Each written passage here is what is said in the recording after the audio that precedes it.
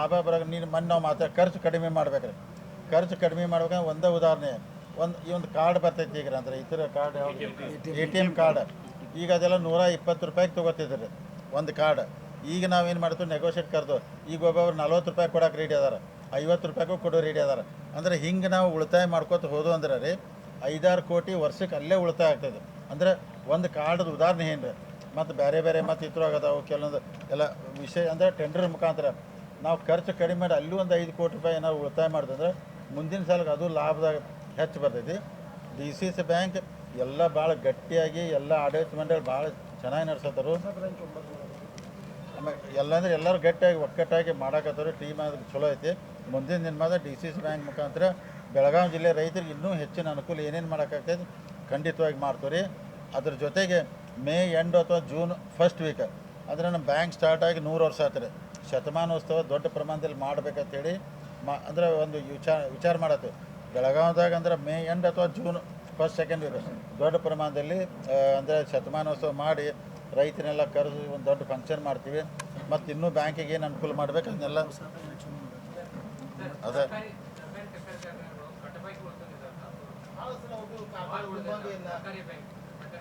ಉಳಿದಿಲ್ಲ, ಒಂದು ಉಳಿದಿಲ್ಲ ನಮ್ಮಲ್ಲಿ, ಒಂದು ಉಳಿದಿಲ್ಲ ನಮ್ಮಲ್ಲಿ.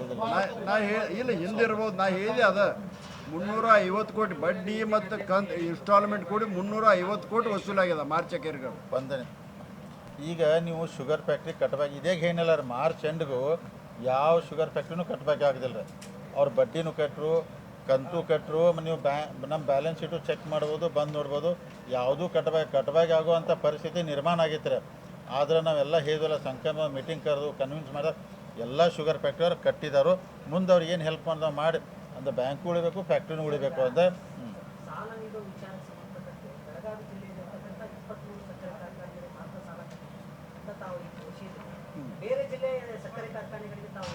ಎಲ್ಲ ಕೊಟ್ಟಿದ್ದೀವಿ ರೀ. ಈಗ ಏನು ಬರ್ತೈತೆ ಅಂದ್ರೆ ರೀ, ಈಗ ಬೆಳಗಾವಿ ಜಿಲ್ಲಾ ಶುಗರ್ ಫ್ಯಾಕ್ಟ್ರಿಗೆ ಸಾಲ ಕೊಡ್ಬೇಕಂದ್ರೆ ಬಾಗಲಕೋಟೆಯವ್ರು ಕೊಡ್ತಾರೆ, ಕೊಲ್ಲಾಪುರ. ಅವಾಗ ನಾವು ಲೀಡ್ ಬ್ಯಾಂಕ್ ಆಗ್ತೀವಿ ರೀ. ಬಾಗಲಕೋಟೆ ಅವ್ರು ಲೀಡ್ ಬ್ಯಾಂಕ್ ಆಗ್ತಾರೆ, ಅವ್ರ ಮುಖಾಂತರ ನಾವು ಕೊಡ್ತೀವಿ. ಅಂದರೆ ಬಾಗಲಕೋಟೆಗೆ ಕೊಟ್ಟಿದ್ದೀವಿ ರೀ, ಬಿಜಾಪುರ ಕೊಟ್ಟಿದ್ದೀವಿ, ಬೆಳಗಾವಿ ಕೊಟ್ಟಿದ್ದೀವಿ, ವಿದಿನ್ ಸ್ಟೇಟ್ ಬೇಕಾದ್ರೆ ಶುಗರ್ ಫ್ಯಾಕ್ಟ್ರಿಗೆ ರೀ. DCC ಬ್ಯಾಂಕ್ ಆಲ್ಮೋಸ್ಟ್ ಆಲ್ ಎಲ್ಲ ತಗೋತಾರೆ. ಈಗ ಒಂದು 2-3 ಪ್ರಭಾಕರ್ ಕೋರೆ ಅವ್ರ ಫ್ಯಾಕ್ಟ್ರಿ ಒಂದು ತೊಗೊಂಡಿಲ್ಲ ರೀ. ಶಾಮ್ನೂರ್ ತೊಗೊಂಡಿಲ್ಲ, ಚಿಕ್ಕೋಡಿ, ದೂದ್ಗಾಂಧಿ ಇವನ್ ಬಿಟ್ರೆ ರೀ ಆಲ್ಮೋಸ್ಟ್ ಆಲ್ ಎಲ್ಲರೂ ತಗೋತಾರೆ. ಅಲ್ಲ ಟೋಟಲ್ NPA 2.6 ಅದ ನಮ್ದು ಈಗ ಸದ್ಯ ಬ್ಯಾಂಕಿಂದ. ಇಲ್ಲ ಡಿಫಾಲ್ಟ್ ಆಗಿಲ್ಲ. ಎಸ್ 100% ವಸೂಲಾಗಿದೆ. ಎಲ್ಲ ಸೇರಿ ಅದು ಟ್ರ್ಯಾಕ್ಟರ್ ಲೋನ್ ಅದ, ರೈತರ ಸಾಲ ಅದ ರೀ. ಎಲ್ಲ ಹಿಡ್ದ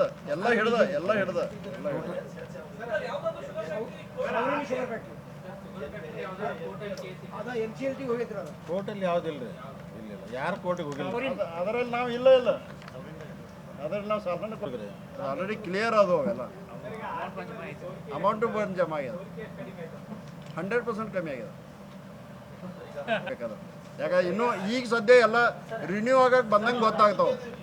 ಅಂದ್ರೆ ಫಾರ್ ಎಕ್ಸಾಂಪಲ್ ಒಂದು ಜರ ಜರ್ತೀರಿ ಸ್ವಲ್ಪ ತಡ್ರಿ ಒಂದು ಅಲ್ಲ, ಒಂದು ಯಾವ್ದಾರು AMC ಕೊಡಾಕಿದೆ ತಿಳ್ಕೊಂಡು ನೀವು ಕಂಪ್ಯೂಟರ್ ಮೇಂಟೆನೆನ್ಸ್ ಅದು ವರ್ಷ ಮುಗಿದ ನಂತರ ಬರ್ತದೆ. ಈಗ ಒಂದೊಂದಾಗಿ ಬರಾಕದಾವ. ಅದರಲ್ಲಿ ಎಷ್ಟು ಸೇವಿಂಗ್ ಆಗ್ತದ ಒಮ್ಮೆ ನಿಮ್ಗೆ ರೆಕಾರ್ಡ್ ಕೊಡ್ತೀವಿ ಇನ್ನೊಂದು 2 ತಿಂಗಳ ಸೇವಿಂಗ್ ಮ್ಯಾಕ್ಸಿಮಮ್ ಉಳಿತೈತಿ ಸಲಾರಿ. ಯಾಕಂದ್ರೆ ಉಳಿತೈತಿ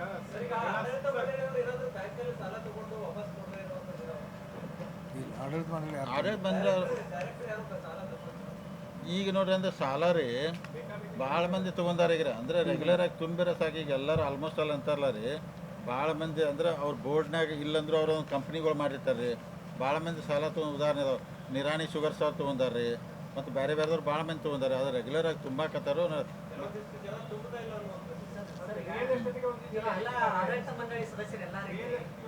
ಏಕೈಕ ಒಬ್ಬ ಸದಸ್ಯರು ಆಡಳಿತ ಮಂಡಳಿ ನಿರ್ದೇಶಕರು ಇಬ್ಬರು ಮಾತ್ರ ಕಾಣಿಸ್ತಾ ಇಲ್ಲ. ಏನಾದ್ರೂ ಅಸಮಾಧಾನ ಇದೆನಾ ಅಂತ. ಯಾಕಂದ್ರೆ ಯಾರು ಕಾಣಿಸಲ್ರಿ, ಯಾರು ಕಾಣಿಸಲ್ಲ. ರಮೇಶ್ ಕತ್ತಿ ಅವ್ರು ಬಂದಿಲ್ಲ. ಲಕ್ಷ್ಮಣ್ ಚೌಧರಿ ಬ್ಯಾಂಕ್ನಾಗಿದ್ದಾರೆ. ನಾ ಫೋನ್ ಮಾಡಿ ಅತನಿಗೇನೋ ನೀವು ಬೇರೆ ಅಂತನ್ನಿ, ಇಲ್ಲ ಅರ್ಜೆಂಟ್ ಕೆಲಸ ಐತೆ ಅಂದರು. ಡಿಫ್ರೆನ್ಸ್ ಇದೇ ಆಫ್ meeting ಒಪಿನಿಯನ್ ಮುಗ್ಸೇ ಹೋದ್ರು ನಮ್ಮ ಜೊತೆ. ಆ ಥರ ಇರೋದು ಇಲ್ಲ ಆ ಥರ ರೀ. ಮತ್ತು ಈಗ ಅದ ಒಂದು ಮನಿ ನಡ್ಸೋದೇ ಒಂದು ಸ್ವಲ್ಪ ವ್ಯತ್ಯಾಸಗಳಿತ್ತು.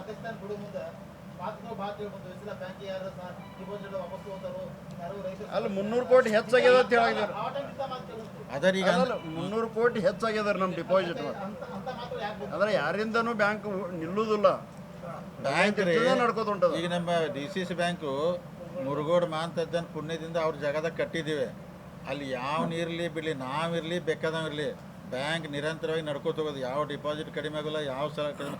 ಸುಮಾರು ರಾಜಕೀಯವಾಗಿ ಏನಾರು ಮಾತಾಡ್ಬೋದು ಅಂತ ಬಿಟ್ಟರೆ ಏನೂ ಕಡಿಮೆ ಆಗಿಲ್ಲ. ಇನ್ನೂ ಹೆಚ್ಚು ಚಲೋ ಆಗಿ ರೈತರಿಗೆ ಇನ್ನೂ ಹೆಚ್ಚಿನ ಅನುಕೂಲ ಮಾಡೋಕ್ಕೆ ಪ್ರಾಮಾಣಿಕ ಪ್ರಯತ್ನ ನಾವು ಮಾಡ್ತೀವಿ. ಅಪಾಯಿಂಟ್ಮೆಂಟ್ದು ಹೇಳಿಬಿಡ್ತೀನಿ ರೀ ಈಗ. ಯಾಕಂದ್ರೆ ನಾವು 161 ಪೋಸ್ಟ್ ಅಪಾಯಿಂಟ್ಮೆಂಟ್ ಮಾಡ್ಬೇಕಂತ ಹೇಳಿ ಗೌರ್ಮೆಂಟಿಗೆ ಪ್ರಪೋಸಲ್ ಕಳಿಸಿದ್ದು ರೀ. ಆದ್ರೆ ಅಲ್ಲಿ 2 ತಿಂಗಳ ಪ್ರಪೋಸಲ್ ಪೆಂಡಿಂಗ್ ಉಳಿತು. ಗೌರ್ಮೆಂಟ್ದವ್ರು ಏನು ಹೇಳ್ತಾರೆ ಅಂದ್ರೆ ರೀ, ನಮ್ದು ಇಂಟರ್ನಲ್ ಅಂದರೆ ಒಳ ಮೀಸಲಾತಿ ಬಂತಲ್ಲ ರೀ, ಇಂಟರ್ನಲ್ ರಿಸರ್ವೇಷನ್ ಅದು ಫೈನಲ್ ಆಗೋ ತನಕ ನಾವು ಯಾವ ಹೊಸ ಅಪಾಯಿಂಟ್ಮೆಂಟ್ ಮಾಡೋದಿಲ್ಲ ಅಂತೇಳಿ ಈಗ ಪೆಂಡಿಂಗ್ ಇಟ್ಟಾರೆ ಈಗ ಅದು. ಅದೇ ಗೌರ್ಮೆಂಟ್ ಪರ್ಮಿಷನ್ ತೊಗೋಬೇಕಾಯ್ತು ನಾವು. ಯಾರೂ ಮಾಡಬೇಡತ್ತಾರೆ, ಒಂದು ಆರ್ಡರ್ ಮಾಡಿದ್ದಾರೆ. ಇಡೀ ಸ್ಟೇಟ್ ಒಳಗೆ ಸಣ್ಣ ಕ್ಲರ್ಕ್ ಹಿಡಿದು ಅಥವಾ ಪಿಯೂನ್ ಹಿಡಿದು ಹೈ ಲೆವೆಲ್ ಪೋಸ್ಟಾಗ ಯಾವ ನೀವು ಅಪಾಯಿಂಟ್ಮೆಂಟ್ ಮಾಡಬಾರ್ದು. ಅದು ಈಗ ನಾವು ಹೇಳಿದಿಲ್ಲ, 100 ವರ್ಷ ಶತಮಾನೋತ್ಸವಕ್ಕೆ 14 ಕೋಟಿ ರೂಪಾಯಿ ಇಟ್ಟಿದ್ದು ನಾವು ರೀ, ಅಂದ್ರೆ ಫಂಕ್ಷನ್ ಮಾಡೋಕೆ ಬ್ಯಾಂಕ್ನಾಗ. ಅವ್ರೇನು ಸಜೆಷನ್ ಕೊಟ್ರು ಅಂದ್ರೆ, ನಾವು ಸುಮ್ಮನೆ ಚಲೋ ಹಂಗೆ ಅದು ಖರ್ಚು ಮಾಡೋಕ್ಕಿದೆ 14 ಕೋಟಿ ಒಳಗೆ ಮ್ಯಾಕ್ಸಿಮಮ್ ನಮಗೆ ಬ್ರ್ಯಾಂಚ್ಗಳು ಇರ್ತಾವೆ.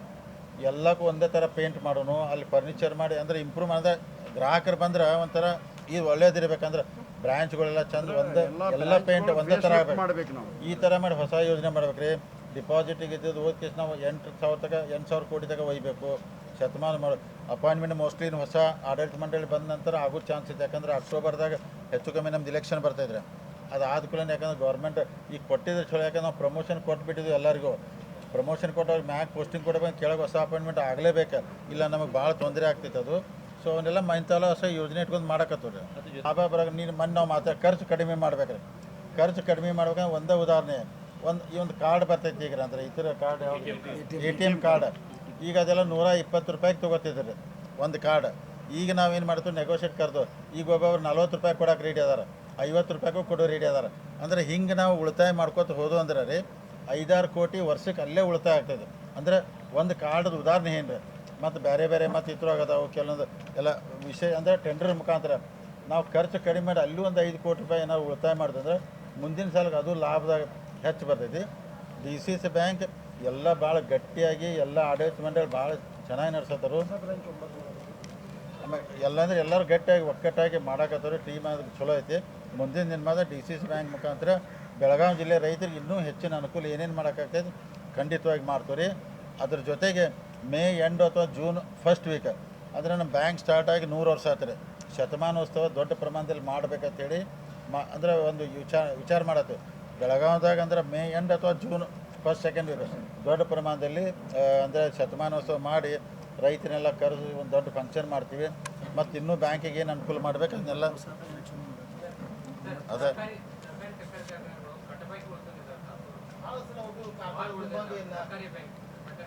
ಉಳಿದಿಲ್ಲ, ಒಂದು ಉಳಿದಿಲ್ಲ ನಮ್ಮಲ್ಲಿ, ಒಂದು ಉಳಿದಿಲ್ಲ ನಮ್ಮಲ್ಲಿ. ಇಲ್ಲ ಹಿಂದಿರ್ಬೋದು. ನಾ ಹೇಳಿದೆ ಅದ 350 ಕೋಟಿ ಬಡ್ಡಿ ಮತ್ತು ಇನ್ಸ್ಟಾಲ್ಮೆಂಟ್ ಕೂಡಿ 350 ಕೋಟಿ ವಸೂಲಾಗ್ಯದ ಮಾರ್ಚ್ ಅಖೇರ್ಗಳು ಬಂದನೆ. ಈಗ ನೀವು ಶುಗರ್ ಫ್ಯಾಕ್ಟ್ರಿ ಕಟ್ಟಬೇಕು. ಇದೇ ಏನಿಲ್ಲ ರೀ, ಮಾರ್ಚ್ ಎಂಡ್ಗೂ ಯಾವ ಶುಗರ್ ಫ್ಯಾಕ್ಟ್ರಿನೂ ಕಟ್ಟಬೇಕಾಗೋದಿಲ್ಲ ರೀ. ಅವ್ರು ಬಡ್ಡಿನೂ ಕಟ್ಟರು, ಕಂತು ಕಟ್ಟರು. ನೀವು ನಮ್ಮ ಬ್ಯಾಲೆನ್ಸ್ ಶೀಟು ಚೆಕ್ ಮಾಡ್ಬೋದು, ಬಂದು ನೋಡ್ಬೋದು. ಯಾವುದೂ ಕಟ್ಟಬೇಕು ಆಗುವಂಥ ಪರಿಸ್ಥಿತಿ ನಿರ್ಮಾಣ ಆಗೈತೆ ರೀ. ಆದ್ರೆ ನಾವೆಲ್ಲ ಹೇಳಿದ್ವಲ್ಲ, ಸಂಕ್ರಮ ಮೀಟಿಂಗ್ ಕರೆದು ಕನ್ವಿನ್ಸ್ ಮಾಡಿದಾಗ ಎಲ್ಲ ಶುಗರ್ ಫ್ಯಾಕ್ಟ್ರಿಯವ್ರು ಕಟ್ಟಿದಾರು. ಮುಂದೆ ಅವ್ರಿಗೆ ಏನು ಹೆಲ್ಪ್ ಮಾಡ್ದಾವೆ ಮಾಡಿ ಅಂದ್ರೆ ಬ್ಯಾಂಕು ಉಳಿಬೇಕು, ಫ್ಯಾಕ್ಟ್ರಿನೂ ಉಳಿಬೇಕು ಅಂತ. ಸಾಲ ನೀಡುವ ವಿಚಾರಕ್ಕೆ ಸಂಬಂಧಪಟ್ಟಂತೆ ಬೆಳಗಾವಿ ಜಿಲ್ಲೆಯಲ್ಲಿರ್ತಕ್ಕಂಥ 23 ಸಕ್ಕರೆ ಕಾರ್ಖಾನೆಗಳಿಗೆ ಮಾತ್ರ ಸಾಲ ಅಂತ ತಾವು ಈಗ ಘೋಷಿಸಿದ್ರು. ಬೇರೆ ಜಿಲ್ಲೆಯ ಸಕ್ಕರೆ ಕಾರ್ಖಾನೆಗಳಿಗೆ ತಾವು ಎಲ್ಲ ಕೊಟ್ಟಿದ್ದೀವಿ ರೀ. ಈಗ ಏನು ಬರ್ತೈತೆ ಅಂದ್ರೆ ರೀ, ಈಗ ಬೆಳಗಾವಿ ಜಿಲ್ಲಾ ಶುಗರ್ ಫ್ಯಾಕ್ಟ್ರಿಗೆ ಸಾಲ ಕೊಡ್ಬೇಕಂದ್ರೆ ಬಾಗಲಕೋಟೆಯವ್ರು ಕೊಡ್ತಾರೆ, ಕೊಲ್ಲಾಪುರ. ಅವಾಗ ನಾವು ಲೀಡ್ ಬ್ಯಾಂಕ್ ಆಗ್ತೀವಿ ರೀ. ಬಾಗಲಕೋಟೆ ಅವ್ರು ಲೀಡ್ ಬ್ಯಾಂಕ್ ಆಗ್ತಾರೆ, ಅವ್ರ ಮುಖಾಂತರ ನಾವು ಕೊಡ್ತೀವಿ. ಅಂದರೆ ಬಾಗಲಕೋಟೆಗೆ ಕೊಟ್ಟಿದ್ದೀವಿ ರೀ, ಬಿಜಾಪುರ ಕೊಟ್ಟಿದ್ದೀವಿ, ಬೆಳಗಾವಿ ಕೊಟ್ಟಿದ್ದೀವಿ, ವಿದಿನ್ ಸ್ಟೇಟ್ ಬೇಕಾದ್ರೆ ಶುಗರ್ ಫ್ಯಾಕ್ಟ್ರಿಗೆ ರೀ. D C C bank almost all ಎಲ್ಲ ಸಿಗೋದು ಎಲ್ಲರೂ ತಗೋತಾರೆ ಎರಡು ಪ್ರೈವೇಟ್ ಬಿಟ್ರೆ ಎಲ್ಲ ಅದಾವ. ಈಗ ಒಂದು 2-3 ಪ್ರಭಾಕರ್ ಕೋರೆ ಅವ್ರ ಫ್ಯಾಕ್ಟ್ರಿ ಒಂದು ತೊಗೊಂಡಿಲ್ಲ ರೀ, ಶಾಮ್ನೂರ್ ತೊಗೊಂಡಿಲ್ಲ, ಚಿಕ್ಕೋಡಿ, ದೂದ್ಗಾಂಜ್ ಇವ್ನು ಬಿಟ್ರೆ ರೀ ಎಲ್ಲರೂ ಆಲ್ಮೋಸ್ಟ್ ಆಲ್ ಎಲ್ಲರೂ ತೊಗೋತಾರೆ ರೆಗ್ಯುಲರ್. ಅಲ್ಲ ಟೋಟಲ್ NPA 2.6 ಅದ ನಮ್ದು ಈಗ ಸದ್ಯ ಬ್ಯಾಂಕಿಂದ. ಇಲ್ಲ ಡಿಫಾಲ್ಟ್ ಆಗಿಲ್ಲ. ಎಸ್ 100% ವಸೂಲಾಗಿದೆ. ಎಲ್ಲ ಸೇರಿ ಅದು ಟ್ರ್ಯಾಕ್ಟರ್ ಲೋನ್ ಅದ, ರೈತರ ಸಾಲ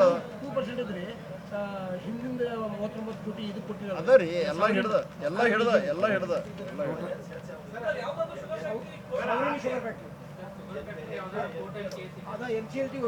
ಕೋರ್ಟಲ್ಲಿ ಯಾವುದಿಲ್ಲ ರೀ, ಇಲ್ಲ ಯಾರು ಕೋರ್ಟಿಗೆ ಹೋಗಿಲ್ಲ. ಅದರಲ್ಲಿ ನಾವು ಇಲ್ಲ ಅದರಲ್ಲಿ ನಾವು ಸಾಲ ಕೊಡ್ತೀವಿ.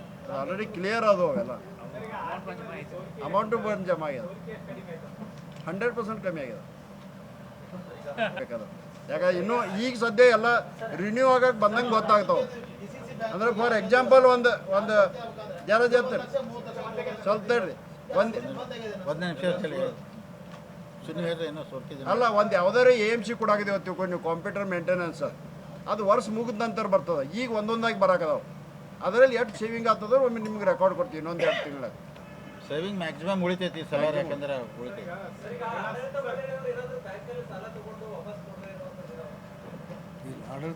ಆಡಳಿತ ಬಂದ್ರೆ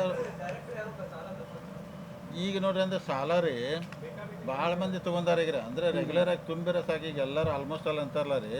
ಭಾಳ ಮಂದಿ ಅಂದ್ರೆ ಅವ್ರ ಬೋರ್ಡ್ನಾಗ ಇಲ್ಲಂದ್ರೂ ಅವ್ರ ಒಂದು ಕಂಪ್ನಿಗಳು ಮಾಡಿರ್ತಾರೆ ರೀ. ಭಾಳ ಮಂದಿ ಸಾಲ ತೊಗೊಂಡು ಉದಾಹರಣೆ ಅದಾವೆ. ನಿರಾಣಿ ಶುಗರ್ ಸಾಲ ತೊಗೊಂಡಾರ ರೀ, ಮತ್ತು ಬೇರೆ ಬೇರೆದವ್ರು ಭಾಳ ಮಂದಿ ತೊಗೊಂಡಾರೆ. ಅದು ರೆಗ್ಯುಲರ್ ಆಗಿ ತುಂಬಾಕತ್ತಾರು. ಎಲ್ಲ ಆಡಳಿತ ಮಂಡಳಿ ಸದಸ್ಯರೆಲ್ಲ ಆದ್ರೆ ಏಕೈಕ ಒಬ್ಬ ಸದಸ್ಯರು ಆಡಳಿತ ಮಂಡಳಿ ನಿರ್ದೇಶಕರು ಇಬ್ಬರು ಮಾತ್ರ ಕಾಣಿಸ್ತಾ ಇಲ್ಲ. ಏನಾದ್ರೂ ಅಸಮಾಧಾನ ಇದೆನಾ ಅಂತ? ಯಾಕಂದ್ರೆ ಯಾರು ಕಾಣಿಸಲ್ರಿ? ರಮೇಶ್ ಕತ್ತಿ ಅವ್ರು ಬಂದಿಲ್ಲ. ಸೌದಿಯವ್ರು ಇದೇ ಮೀಟಿಂಗ್ದಾಗ ಇದ್ರು. ಇದೇ ಈಗ ಜರ ಬೇರೆ ಕೆಲಸ ಹೋದರು. ಲಕ್ಷ್ಮಣ್ ಸಹೋದರಿ ಬ್ಯಾಂಕ್ನಾಗ ಇದ್ದಾರೆ. ನಾ ಫೋನ್ ಮಾಡಿ ಅತನಿಗೇನೋ ನೀವು ಬೇರೆ ಅಂತನ್ನಿ, ಇಲ್ಲ ಅರ್ಜೆಂಟ್ ಕೆಲಸ ಐತೆ ಅಂದರು. ಡಿಫ್ರೆನ್ಸ್ ಆ ಥರ ಇರೋದು ಇಲ್ರಿ, ಆ ಥರ ರೀ. ಮತ್ತು ಈಗ ಅದ ಒಂದು ಮನಿ ನಡ್ಸೋದೇ ಒಂದು ಸ್ವಲ್ಪ ವ್ಯತ್ಯಾಸಗಳಿತ್ತು.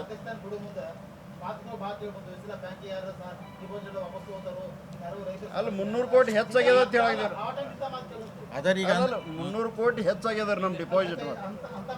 ಅಂದ್ರೆ ಯಾರಿಂದನೂ ಬ್ಯಾಂಕ್ ನಿಲ್ಲುವುದಿಲ್ಲ, ಬ್ಯಾಂಕ್ ರೀ ನಡ್ಕೋತ ಉಂಟದ. ಈಗ ನಮ್ಮ DCC ಬ್ಯಾಂಕು ಮುರುಗೋಡು ಮಾಂತದ್ದನ್ನು ಪುಣ್ಯದಿಂದ ಅವ್ರ ಜಾಗದಾಗ ಕಟ್ಟಿದ್ದೀವಿ. ಅಲ್ಲಿ ಯಾವನಿರಲಿ ಬಿಡಲಿ, ನಾವಿರಲಿ ಬೇಕಾದವಿರಲಿ, ಬ್ಯಾಂಕ್ ನಿರಂತರವಾಗಿ ನಡ್ಕೋತ ಹೋಗೋದು. ಯಾವ ಡಿಪಾಸಿಟ್ ಕಡಿಮೆ ಆಗೋಲ್ಲ, ಯಾವ ಸಲ ಕಡಿಮೆ. ಸುಮಾರು ರಾಜಕೀಯವಾಗಿ ಏನಾರು ಮಾತಾಡ್ಬೋದು ಅಂತ ಬಿಟ್ಟರೆ ಏನೂ ಕಡಿಮೆ ಆಗಿಲ್ಲ. ಇನ್ನೂ ಹೆಚ್ಚು ಚಲೋ ಆಗಿ ರೈತರಿಗೆ ಇನ್ನೂ ಹೆಚ್ಚಿನ ಅನುಕೂಲ ಮಾಡೋಕ್ಕೆ ಪ್ರಾಮಾಣಿಕ ಪ್ರಯತ್ನ ನಾವು ಮಾಡ್ತೀವಿ. ಅಪಾಯಿಂಟ್ಮೆಂಟ್ದು ಹೇಳಿಬಿಡ್ತೀನಿ ರೀ ಈಗ. ಯಾಕಂದ್ರೆ ನಾವು 161 ಪೋಸ್ಟ್ ಅಪಾಯಿಂಟ್ಮೆಂಟ್ ಮಾಡ್ಬೇಕಂತ ಹೇಳಿ ಗೌರ್ಮೆಂಟಿಗೆ ಪ್ರಪೋಸಲ್ ಕಳಿಸಿದ್ದು ರೀ. ಆದ್ರೆ ಅಲ್ಲಿ 2 ತಿಂಗಳ ಪ್ರಪೋಸಲ್ ಪೆಂಡಿಂಗ್ ಉಳಿತು. ಗೌರ್ಮೆಂಟ್ದವ್ರು ಏನು ಹೇಳ್ತಾರೆ ಅಂದ್ರೆ ರೀ, ನಮ್ದು ಇಂಟರ್ನಲ್ ಅಂದರೆ ಒಳ ಮೀಸಲಾತಿ ಬಂತಲ್ಲ ರೀ, ಇಂಟರ್ನಲ್ ರಿಸರ್ವೇಷನ್ ಅದು ಫೈನಲ್ ಆಗೋ ತನಕ ನಾವು ಯಾವ ಹೊಸ ಅಪಾಯಿಂಟ್ಮೆಂಟ್ ಮಾಡೋದಿಲ್ಲ ಅಂತೇಳಿ ಈಗ ಪೆಂಡಿಂಗ್ ಇಟ್ಟಾರೆ ಈಗ. ಅದು ಅದೇ ಗೌರ್ಮೆಂಟ್ ಪರ್ಮಿಷನ್ ತೊಗೋಬೇಕಾಯ್ತು. ನಾವು ಯಾರೂ ಮಾಡಬೇಡತ್ತಾರೆ, ಒಂದು ಆರ್ಡರ್ ಮಾಡಿದ್ದಾರೆ. ಇಡೀ ಸ್ಟೇಟ್ ಒಳಗೆ ಸಣ್ಣ ಕ್ಲರ್ಕ್ ಹಿಡಿದು ಅಥವಾ ಪ್ಯೂನ್ ಹಿಡಿದು ಹೈ ಲೆವೆಲ್ ಪೋಸ್ಟಾಗ ಯಾವ ನೀವು ಅಪಾಯಿಂಟ್ಮೆಂಟ್ ಮಾಡಬಾರ್ದು. ಅದು ಈಗ ನಾವು ಹೇಳಿದಿಲ್ಲ, 100 ವರ್ಷ ಶತಮಾನ ವರ್ಷಕ್ಕೆ 14 ಕೋಟಿ ರೂಪಾಯಿ ಇಟ್ಟಿದ್ದು ನಾವು ರೀ, ಅಂದ್ರೆ ಫಂಕ್ಷನ್ ಮಾಡೋಕೆ ಬ್ಯಾಂಕ್ನಾಗ. ಅವ್ರೇನು ಸಜೆಷನ್ ಕೊಟ್ರು ಅಂದ್ರೆ ನಾವು ಸುಮ್ಮನೆ ಚಲೋ ಹಂಗೆ ಅದು ಖರ್ಚು ಮಾಡೋಕ್ಕಿದೆ 14 ಕೋಟಿ ಒಳಗೆ ಮ್ಯಾಕ್ಸಿಮಮ್ ನಮಗೆ ಬ್ರ್ಯಾಂಚ್ಗಳು ಇರ್ತಾವೆ. ಎಲ್ಲಕ್ಕೂ ಒಂದೇ ಥರ ಪೇಂಟ್ ಮಾಡೋನು, ಅಲ್ಲಿ ಫರ್ನಿಚರ್ ಮಾಡಿ ಅಂದರೆ ಇಂಪ್ರೂವ್ ಮಾಡಿದ್ರೆ ಗ್ರಾಹಕರು ಬಂದ್ರೆ ಒಂಥರ ಇದು ಒಳ್ಳೇದಿರ್ಬೇಕಂದ್ರೆ ಬ್ರ್ಯಾಂಚ್ಗಳೆಲ್ಲ ಚಂದ ಒಂದೇ ಎಲ್ಲ ಪೇಂಟ್ ಒಂದೇ ಥರ ಮಾಡ್ಬೇಕು. ನಾವು ಈ ಥರ ಮಾಡಿ ಹೊಸ ಯೋಜನೆ ಮಾಡ್ಬೇಕು ರೀ. ಡಿಪಾಸಿಟಿಗೆ ಇದ್ದಿದ್ದು ಓದ್ ಕೇಸ್ ನಾವು 8,000 ಕೋಟಿ ತನಕ ಒಯ್ಬೇಕು. ಶತಮಾನ ಮಾಡೋ ಅಪಾಯಿಂಟ್ಮೆಂಟ್ ಮೋಸ್ಟ್ಲಿ ಹೊಸ ಆಡಳಿತ ಮಂಡಳಿ ಬಂದ ನಂತರ ಆಗೋ ಚಾನ್ಸ್ ಇದೆ. ಯಾಕಂದ್ರೆ ಅಕ್ಟೋಬರ್ದಾಗ ಹೆಚ್ಚು ಕಮ್ಮಿ ನಮ್ದು ಇಲೆಕ್ಷನ್ ಬರ್ತಾಯಿದ್ರೆ ಅದು ಆದ ಕೂಡಲೇ. ಯಾಕಂದ್ರೆ ಗೌರ್ಮೆಂಟ್ ಈಗ ಕೊಟ್ಟಿದ್ರೆ ಚಲೋ. ಯಾಕಂದ್ರೆ ನಾವು ಪ್ರಮೋಷನ್ ಕೊಟ್ಬಿಟ್ಟಿದ್ವಿ ಎಲ್ಲರಿಗೂ.